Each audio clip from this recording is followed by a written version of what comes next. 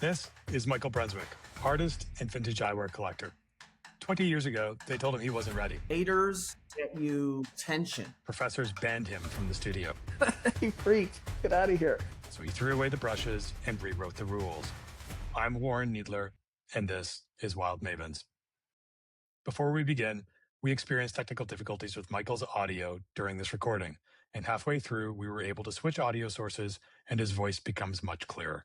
We've included subtitles to support. Now, on to the show.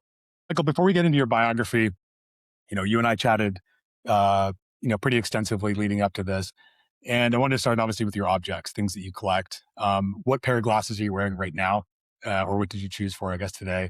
And what does that say about you as a person? I pride myself on finding and or collecting things without being prejudiced by the brand name or the designer. However, in this case, this is a collaboration with Japan Image, who's right now one of the best, coolest, well-made frame designers.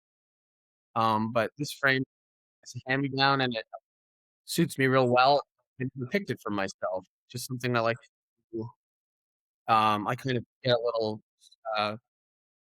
fun out of having things for me sometimes. And you described to me that can be eyewear, the way you wear glasses and things like that. It's sort of a performative art almost. And is eyewear part of that character building that you do? And, you told me some funny stories about life in Venice Beach. Totally change what you think of me instantly by changing a pair of glasses. Like, I'll show you what I mean. This is a pair of glasses in the 70s I had looking for maybe 20 years, and I saw them in a window in a store in San Francisco. And now I'm a totally different person on the street, in the bank, in the grocery store, at the beach, wherever it is. Yeah. That's very, for me, very personal. And I really like, for most, probably a little of the extreme end. But I can show you one more, for example, right now, where I can take out something that is probably the rarest on people's frame that you could find. And it's just a very simple, beautiful, small, sharp O'Malley 87. Nice. Thank you. Very nice. And when you think about the collection that you have, is there what creates the history behind it, whether it's from the music, something from the world of music, or who wore them once, pop culture, limited editions, what drives, I guess, the collectability of this huge, enormous collection of glasses that you've acquired over the years? It's a thing that constantly turns and changes, that evolves. Like, I think back when I was 12 years old and staring in the window, sporting life in Toronto, at glasses on the mannequins, just wanting them. They look so great, or maybe a pair of Ray-Bans. Then, in 1997, just move forward to 1997, and I'm at U2 Pop Tour in Toronto, and Bono is coming out wearing all these different shades. And I start researching them, driving all over the city, skipping school, to every eyewear shop in Toronto, only to come to find out years later that those glasses he was wearing came from a gas station. But in the pursuit of trying to find those, I probably found 5 or 6, 7 things along the way that I still have to this day. Mm-hmm. Let's go back to Toronto for a sec. So, before you moved to Los Angeles and as you were growing up, what kind of kid were you growing up in TO? I was an artsy, into collecting kid from Toronto who loved cars, who loved eyewear, who loved watches, who loved going to the museum, who loved traveling. Because I go see things like Michelangelo. But I always knew there was something more for me outside of Toronto, believe it or not. And it wasn't just the weather, but it was something I wanted to pursue. There wasn't much to do there in those. The closest you could get was in advertising. So you're in Toronto, the U2's pop tour, story that you've been telling, and I know you've mentioned this before on other interviews. What was the background behind that? Why did you have to go track those things down? There was something, the eccentric nature of, I don't want to say, I'm not going to talk Bono. But I would say Bono in 1997 was much, much cooler than Bono in 2026, in terms of pushing the boundaries of fashion and eyewear and music. I think all the credit to you too at Bono now because he's an icon of epic proportions and doesn't need to impress anybody. And he's kind of fallen into his own persona. But in those days, I thought he was pushing at the edge, and he was not like ubiquitous, and it wasn't like new. He's done a lot of things with eyewear right now and stuff like that. But in those days, he was wearing welding glasses and, like I said, glasses from the gas station. And I love art fashion in those days. I was collecting Jean Paul Gaultier and things that would get a reaction with people. So Toronto to Los Angeles, and I think it was 2001. You're a growing creative. You're collecting this stuff. You're obviously a very talented artist. The bridge between those two worlds, when I was living in Venice Beach, the amount of galleries and artists that exists there as a creative hub, it's pretty spectacular. And I think you've said that you didn't even really encounter oil painting until California, until you moved to Los Angeles, and that the colors coming out of the tubes felt so intense and organic, more than anything you'd ever really used before. Talk to me about that first moment when you really dove into oil painting and in that world. I was a student at Otis. I was taking painting classes, and I came across the way, and I started working on this painting. And I was just like, holy, I can do that. Basically, what I did was I went out and bought a big canvas, and I stuck it on the easel. And I was sitting there looking at it, and I was confused. Like, what should I do? How should I approach this? And I had this sort of inclination that I should just do whatever I want. And I started taking buckets of paint and throwing them from 20 feet away up into the air and land and explode on the canvas. People were standing around and watching, coming up to me and applauding me, telling me how they had never seen anything like that before. And I thought, this is interesting. I'm just expressing myself my own way. It's clearly, um, it's clearly personal. It's not what they're telling me to do. And the next thing I know, they were telling me to paint at home. They were telling me to go away from the studio. They were telling me that what I was doing was wrong. And I knew there was about that wasn't true. I had a feeling. So I kept on doing it. And I basically set the canvas up about 40 feet away, brush, rolled it through the air, stuck to the canvas. And I took the canvas down. I put it on the wall. I've never touched it since. It's like basically the last time I ever used a brush. I developed my own tool, which is a canvas that I paint from. From that tool, I was able to create 20 years worth of already, my own technique, my own proprietary method, and proprietary paint. You've developed this method, the drip stroke method to your work, and ultimately what comes out of this process, I think, is pretty incredible. And we have members of our community that are collectors of yours, and so I've seen your pieces displayed, and they're pretty incredible. So yeah, talk us through the process here. What are we doing? That's the drip stroke technique. It's like a stroke, like a brush stroke, but with a canvas. So it's over and across the underlying canvas.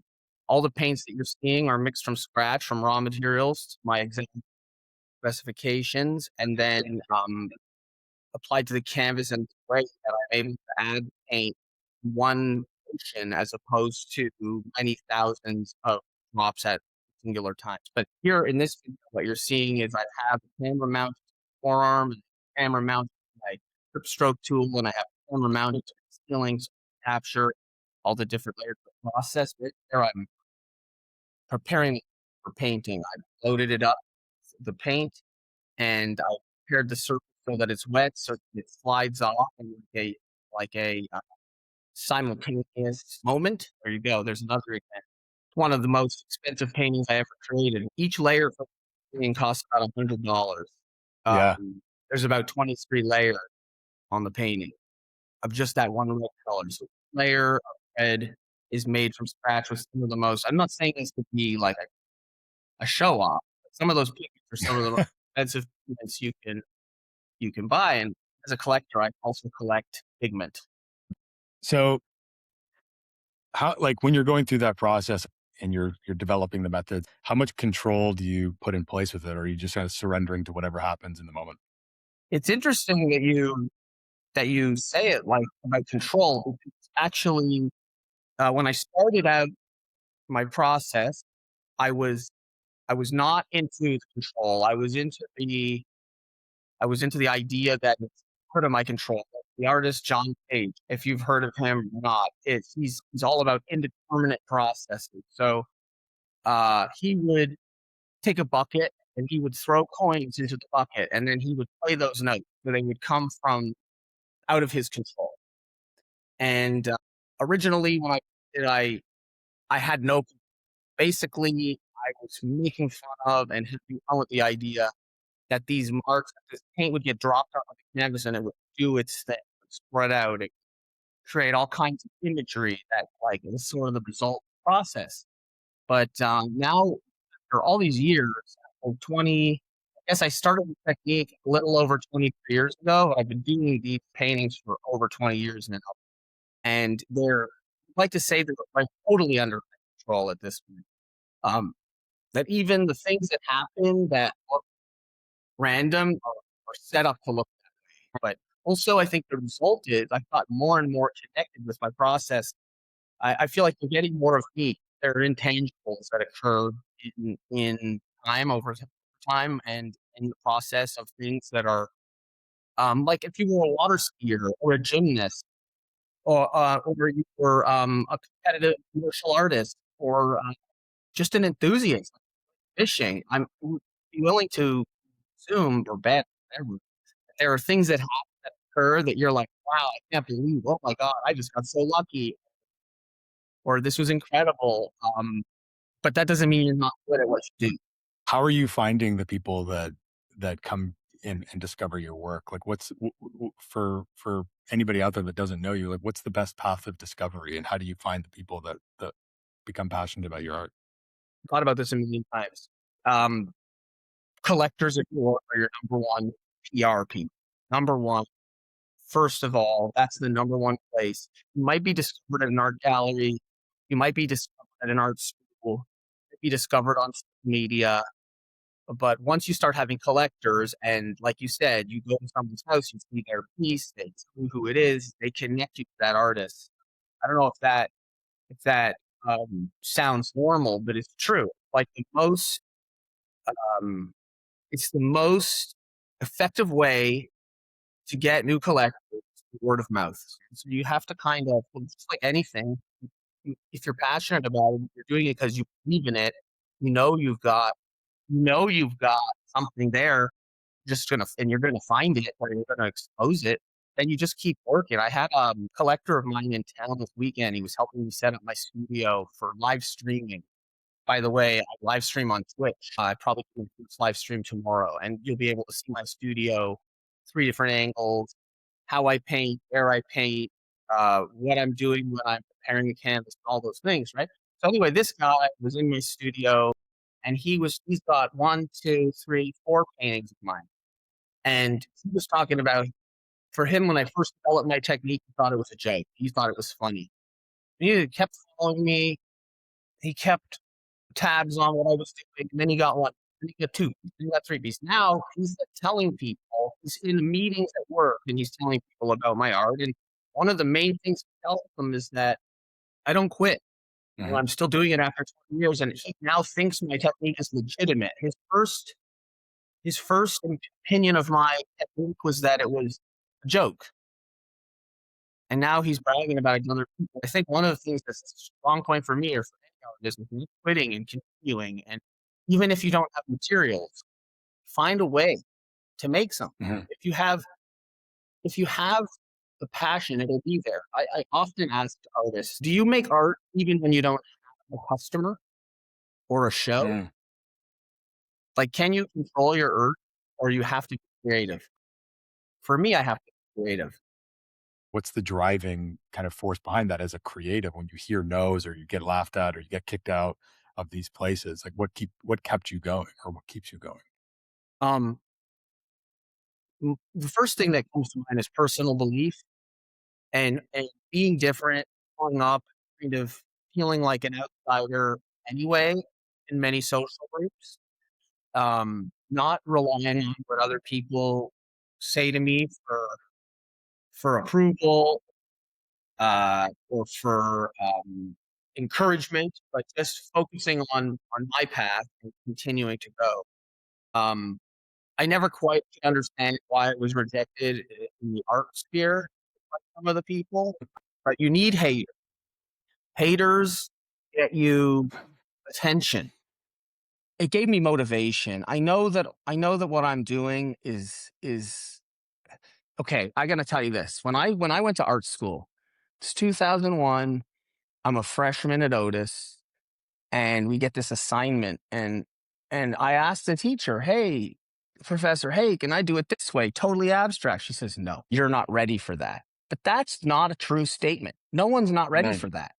mm, 6 months later, I'm in a fine arts program at Otis. I chose fine arts because I wanted to choose my own direction, because I wanted to be my own creative boss. So I go into fine arts and I'm very timid and I'm afraid of painting. I just don't know if I have the chops, just like the technique that is required for some of these types of art that they have you doing in like a foundation program at Otis. It's very standard stuff. It's still life. It's figure painting. It's Andy Warhol. It's not Jackson Pollock.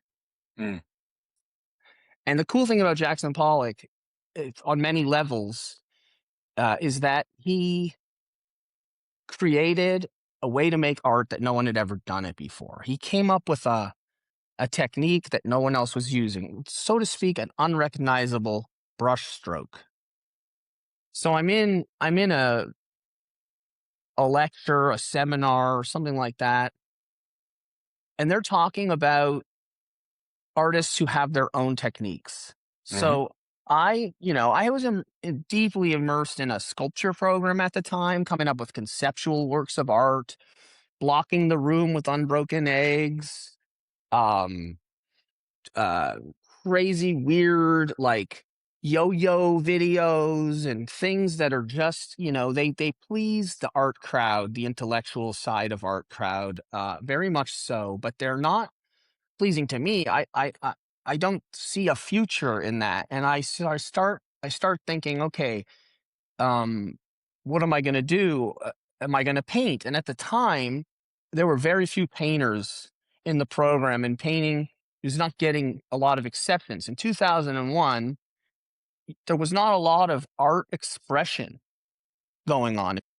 Um, and I used to say, people would say, "What's your art about?" And I would say, "It's about my freedom of expression."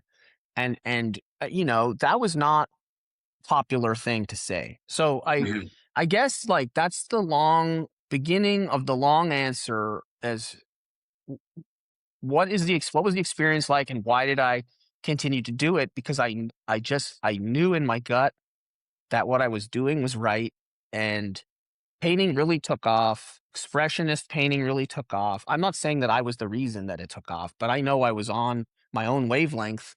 right. And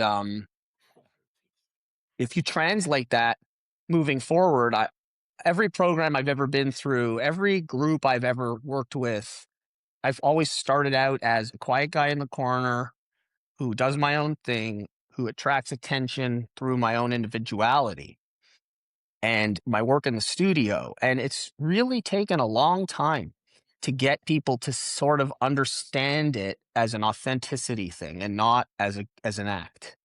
Mhm, Many people have, I think I told you when we talked that I was a performance artist.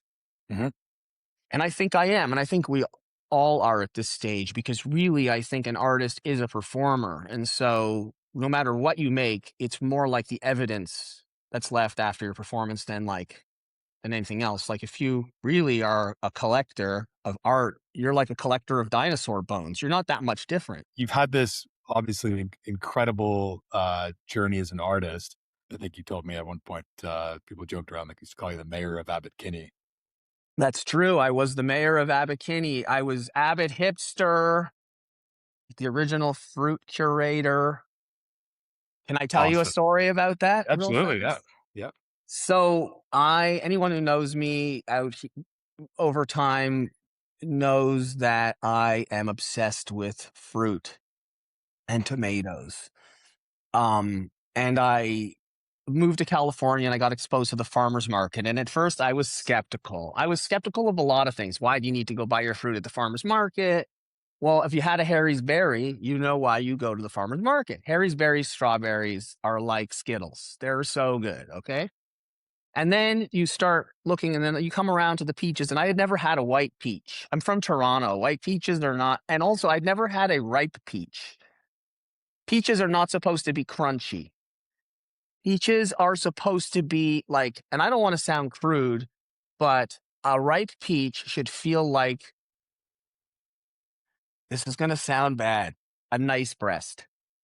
Wow. Okay. Okay. Yep. And it's ripe. That's what it should feel like. And it should, when you bite into it, it should remind you of watching cartoons as a kid when the cartoon animal bites into the fruit off the tree and the juice squirts out and the flavor should be incredible.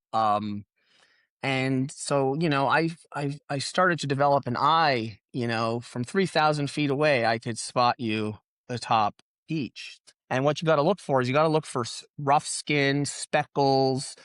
Make it looks like the sun has like just blasted that thing. You don't want to pick the perfect looking one. You want to pick the one, like I said, it's scarred, it's rough, and you bite into that thing, it's like biting through a layer of dry fruit into this thing that is like a miracle. You're biting into a miracle. So I start wrapping them up in paper towels and I start going all over Los Angeles with a bag. And I go to art shows and wherever, and I'm giving out peaches to people because I'm like, you want to try something that you've never, like, will change your life forever, So someone turns to me and asks me if I grew those peaches. And I say, no, I curated them. So I became the fruit curator. And it was kind of a performance if you think about it, because I'm known around a lot of art scene situations as the guy with a bag of peaches. And now you're in the South Bay and Ace Tiger. So I'd love to hear a bit about, how that came together. I'll put these on for fun. These are Andy Warhol's glasses. They were made for him for Vanity Fair magazine. So while I tell you the story, I'll wear the Andy Warhol glasses. I found this amazing space. It was originally a yoga studio, and then it became a hardwood floors showroom, and now it's an artist-run show space. It's about 1,000 square feet, huge high ceilings, amazing track lighting. The funny part is the hardwood people put vinyl floors in, but that's better for like spills and mess and everything. And it has a giant mirrored wall. So like I started using it as a show space for myself, showroom, meeting spot. And I've been an artist now in Los Angeles. I've been an artistic person, a creative person my whole life, but I've been an artist now, for more than 20 years professionally. And like many people like me, I know a lot of artists who are extremely good. Like the work they make is thought-provoking, talented, creative, well-made, high-end quality art, and no one showing them. Like if you go onto my Instagram right now and you'll see a lot of installation shots of my paintings, slideshows, carousels. I mean, that's all because of this space. But then you go to the acetigergallery.com website or you go to the Ace Tiger Gallery Instagram, you'll start to see all the different art that's being shown there. I'm starting to get referrals. I'm starting to get people telling me that the LA Times should be writing about my gallery, that the shows are amazing. It's a healthy balance of a diverse artists showing there. It's not just the same type of thing over and over again. It's painting, it's sculpture. Right now is an amazing artist from South Korea who's got like a video and then 3 incredible drawings and then a wall of photographs. If you were to dive into your collection and try and reference one of the ones that you were just like, this is the Grail pair of sunglasses that I have, what would that pair be? In terms of look or in terms of, I'll Just show you. Meaning for you, right? I'll show you. I reprofiled them with a friend of mine. We reshaped the frame and installed these lenses into there. So like, you can do that. You can bend the metal and do other things to reshape it to make it flat. I'll show you another like top. That's in my top 3 pair. That's in my top 3 pair. That's just like very personal to me. Here's another one that I think is incredible and incredibly rare. Mhm. If I feel like something's becoming a style, I will do one of 2 things. If it's really what I'm passionate about, I'll stay the course. If I'm just having fun, I'll swap it out. I don't want to like stand next to someone who's doing the exact same thing as me.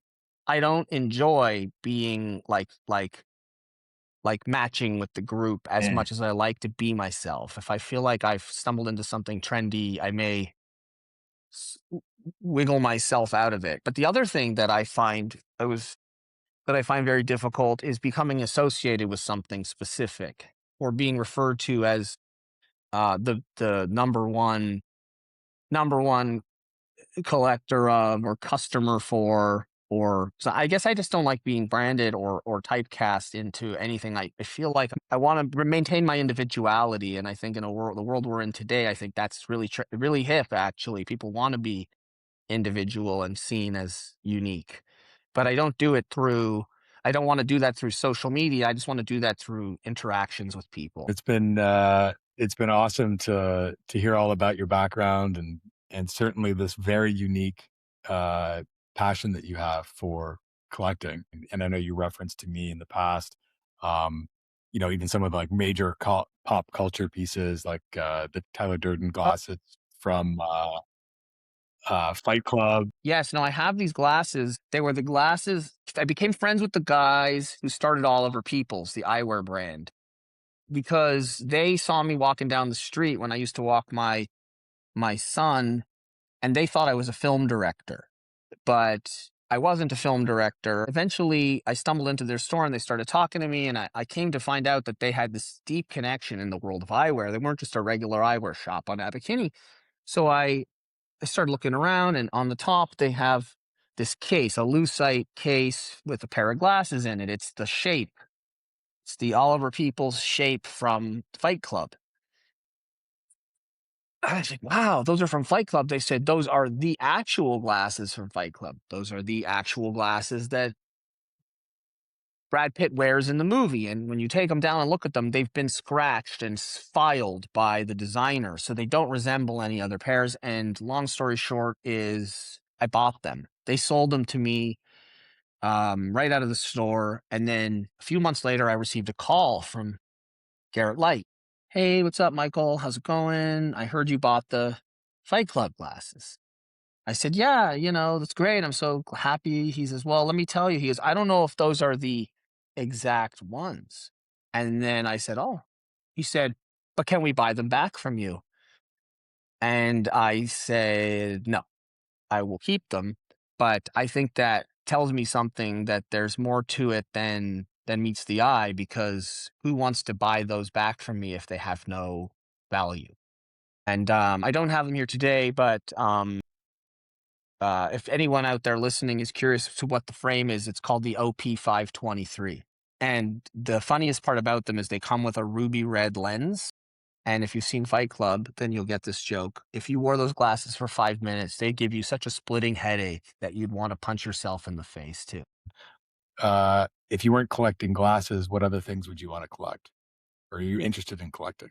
Well, I collected for a long time. I collected Kapital, the fashion brand, Kapital in Japan. I have one of the best collections of Kapital items.